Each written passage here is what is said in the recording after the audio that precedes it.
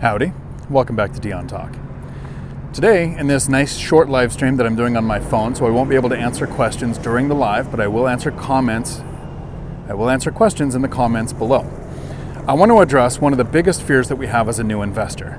If this is your first time to my channel, I reached financial independence or financial freedom and made work completely optional in less than 10 years by investing in buy and hold real estate. I chose small multifamily, so duplex, triplex, fourplex. I house hacked twice, don't have to house hack all the time, and it's not a requirement, it's just one of the quickest ways to make work optional faster. It does two things. It lets us save more and it reduces our cost of living, which is the goal for financial freedom, is to figure out what your freedom number is and then make sure you have passive income coming in that is more than what your living expenses are. Now, I don't recommend retiring as soon as your passive income exceeds your expenses, but when it's 4 or 5 times that amount, then it might make more sense.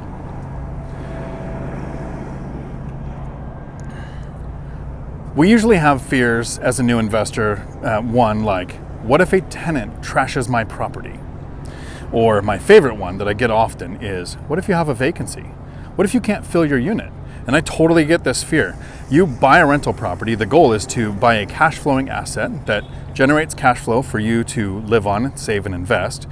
And you're going to hopefully appreciation is going to occur and you're going to experience principal pay down. And with real estate, you get the tax benefits. So there's all these benefits to buying the rental property.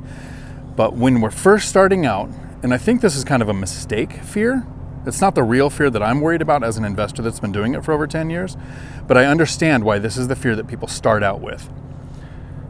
What if I have a unit that's vacant? Because when you're starting out, you might have your W-2 still, but you don't have a bunch of other rentals to carry it. So if you have 10 rentals and one's vacant, 9 of them are paying. Not such a big fear. I totally understand why the new investor thinks that that's just not a problem for the experienced investor. So there's a few things that you can do to help mitigate this fear when you're starting out. The first thing is have reserves. Not just your W-2 income coming in, but an amount set aside. Most lenders are actually going to require that you have 3 to 6 months of your principal, interest, taxes, and insurance payments sitting on the side in case you have a vacancy or an expense or something that pops up that we can't expect. So those reserves is step one. Step two is actually having other sources of income. One of the mistakes a lot of people make is they say, I'm going to get into real estate, so they quit their job, which makes getting lending really hard. It makes the stress go through the roof because that rental that you're purchasing is your source of income. And if you do have a vacancy, that source of income isn't covering the mortgage. So how many months can your reserves survive that lack of payment coming in? So that's how we think as an investor when we're first starting out. But the way I'd like to kind of correct that is to the fear that an experienced investor has. And the way we tackle fear is by having a plan. When you're prepared, fear is not something that makes us lose sleep. It just makes us have a contingency plan in case that actually happens. And while that concern is usually, how many months can I support this without income coming in? The experienced investor knows that's the wrong question. The right question as an investor when you're worried about having a vacancy and not having money coming in is, and if you have a chance, write this down. How much might I have to lower my rent to get a tenant?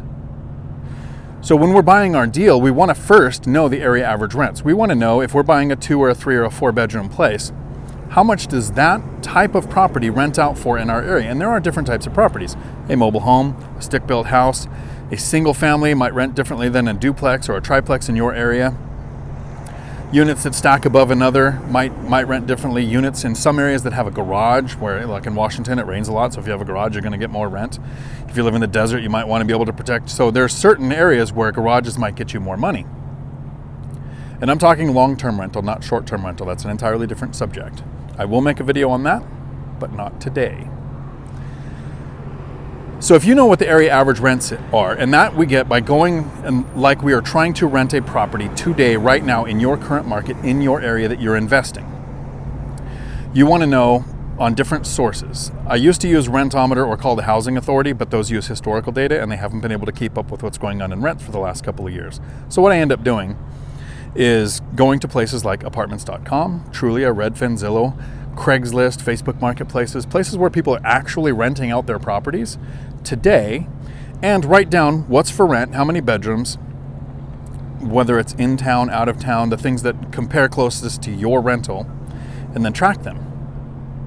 If somebody lists a property for $2,000 and it sits on the market for 3 months, that's not the area average rent for that many bedrooms. It means that's priced high. Or look and see if there's something else wrong with that property. Once you know your area average rents and you know what your property is, how many bedrooms, whether you have a garage, whether you have a shed, a pool, whether there's parking, whether there's on-street parking, all the things that you can factor into increasing or decreasing that rent, I like to run the numbers as if I had to rent the place out for 10% below area average rents. Because if things are renting for $2,000 and they're going quickly within 2 or 3 days, and you list a property of the same number of bedrooms at 10% less, which would be what, $1,800, you would get a tenant very fast. So that fear of, what if I have a prolonged vacancy and how many months can I make this mortgage payment without having a tenant, shifts to, if I had to rent it out 10% below what I'm finding to be the area average rent, would it still be a deal worth pursuing? That's the way to look at, am I going to have a vacancy? And if I do, how am I going to handle it? And then to just touch really quickly before I wrap this up on something I touched earlier in the video, was that fear of what if somebody trashes your property. And this I got from my brother, who retired at 50 with 10 paid off rentals. I look up to him. I have a lot of respect for him, and not just because he's taller than me and older than me, but because he's successful when it comes to finances. He said, I was a new investor, and I said, well, what do you do if somebody trashes your property? He said, plan on it. Think that every tenant you have is going to pour cement down your drains, is going to punch holes in the drywall, is going to leave a big mess for you to have to take care of. And then when it happens, you're ready. You have the reserves for it. You have a plan. You know how to get a can or a trash dumpster, the large one set up at your property, a roll off. You have handymen set up to fix things. You know how much a rehab costs. You know how much new flooring costs, how much it costs to paint, how much it costs to do drywall, the things that a tenant might do to your property. And you have insurance. So if they literally burn it to the ground, you have insurance. So we mitigate that fear by thinking it's going to happen. And then in 10 years of investing, I've never once seen it. So I know it's possible, but I sleep like a baby knowing I'm ready for it to happen, even though I've never seen it.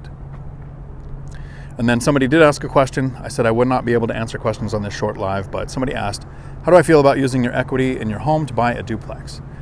The first question I always ask whenever it comes to tapping equity, doing a HELOC, cash out refinance, or selling a property to reuse those funds is, do you have a place to deploy the funds that makes it worth the added debt on the existing asset or the loss of the existing asset if you sell it? So if you know there's a duplex that exists and you know what your return would be and you know it's good enough to justify that added debt on the first house, on your first asset, maybe. I don't suggest doing it on your first or second rental because you have such a learning curve. You're putting your home at risk when you don't know how to calculate cash flow, how to find, screen, place a tenant, how to get a good tenant, all of those things. But on a third or fourth property, it might make more sense. I know that Matt the Lumberjack Landlord and Michael Zuber from One Rental at a Time have recycled capital, and they've grown a much larger portfolio than me. I like to save a down payment, buy a property. If you're just starting out, I recommend using that duplex as a house hack. Find a family member that can move in for you, or you move in there, and it's only for a year, it's not forever. Add that duplex with a low down payment, 3.5%, 5%, conventional. On some duplexes you can get, a triplex or a fourplex, I would say FHA is the way to go because it's 3.5 all the time. So there are ways to do that. And then add the cash flow. Recycle cash flow is how I've grown my portfolio, because my goal isn't to grow as many units as possible. It was to get the cash flow so that I could do things like take a trip to Alaska and then make a live stream video so that this entire trip becomes a nice tax write-off. I hope I've helped you alleviate the fear of what happens if I have a vacancy, because that's the wrong question. The right question is, how much might I have to lower the rent in order to fill this vacancy? And at that number, is this still a good deal? Until my next video, thanks for coming to my Dion Talk. Also, don't forget that Matt the Lumberjack Landlord is doing a live stream tonight at 4 p.m. Pacific to cover me while I am out working really, really hard. I think I'm taking a helicopter tour today.